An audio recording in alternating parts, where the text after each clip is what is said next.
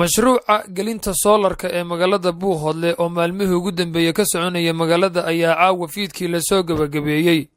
Maxamed Maxamuud Jaamac MMJ oo ah madaxa mashruucan ayaa ka hadlay halkaasi waxaana uu xaqiijiyay in mashruucan guud ahaantii uu ka yimi Puntland isla markaana uu fududeeyay madaxweyne ku-xigeenka Puntland Injineer Cabdixakiin Cabdilaahi Xaaji Cumar Camig. sidoo kale waxaa halkaasi ka hadlay mas'uuliyiin ka socday xafiiska madaxweyne ku-xigeenka maamulka golaha deegaanka Puntland ee Buuhoodle iyo qaybaha kala duwan ee bulshada oo iyagu soo dhaweeyay mashruucan.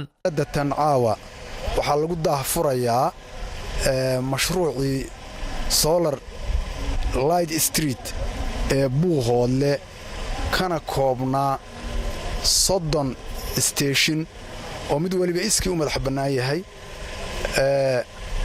30ka station waxay ka soo bilowdeen meesha la yiraahdo ooda ee Buuhoodle bartamihiisii hore ahaa iyo halka kaabada weyn ee beebeegu saaran yahay inta u dhaxaysa oo aanu hadeer taaganahay. meeshaan hadeer taaganahay waa beebeega, waa kaabada weyn ee beebeega waxaana taagan oo aad arkaysaa solarka birtii ugu dambeysay. ilaahay baa mahadle mashruucaas wuu fulay si nabadgelyo ah buu ku fulay.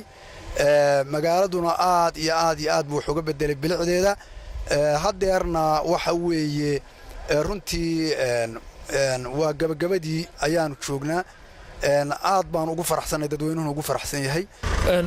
Maxamed Maxamuud Jaamac bal waxaad iga warantaa barnaamijkan intuu soo socday barnaamijkan yaa u madaxa oo mas'uulka oo gobolkan soo gaarsiiyay. barnaamijka kan waxa weeyaan waa barnaamij runtii marka ugu horeysa ay ka yimid dawladda Puntland hay'adaha hoostaga kamida oo SSF la yiraahdo.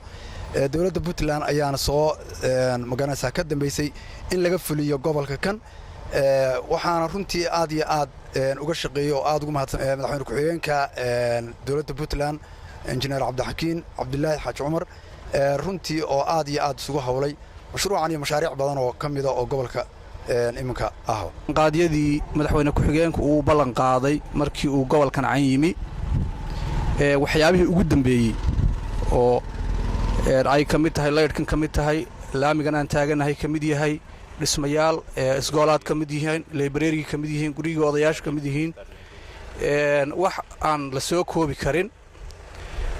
aad iyo aad baan ugu mahadnaqaynaa madaxweyne ku-xigeenku inuu waxyaabahaas ka qabtay meeshan.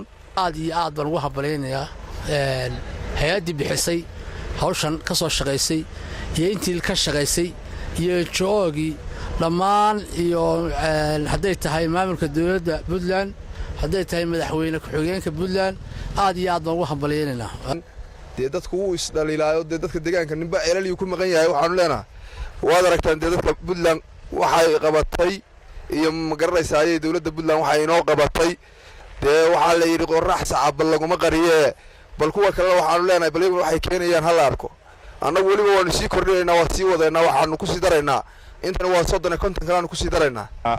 magaalada Buuhoodle waxaan joognaa xarunta taalada beebeega. kabarigan uu inagala joogo MMJ ayaa waxay ka fuliyeen solar system iyadoo wali ay gabagaba tahay, hawsha ay gabagaba tahay.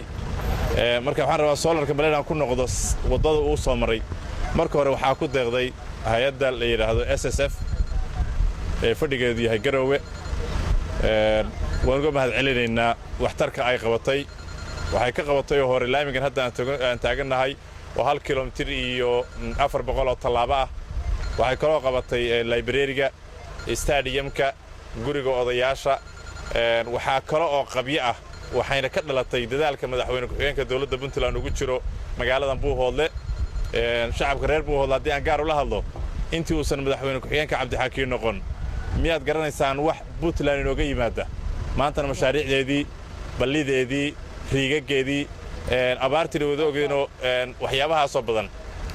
waxay Soomaalidu ku maamadageela waxa lagu heesaa ceelalyada hore ciidan adag iyo cid ma ku lahayd.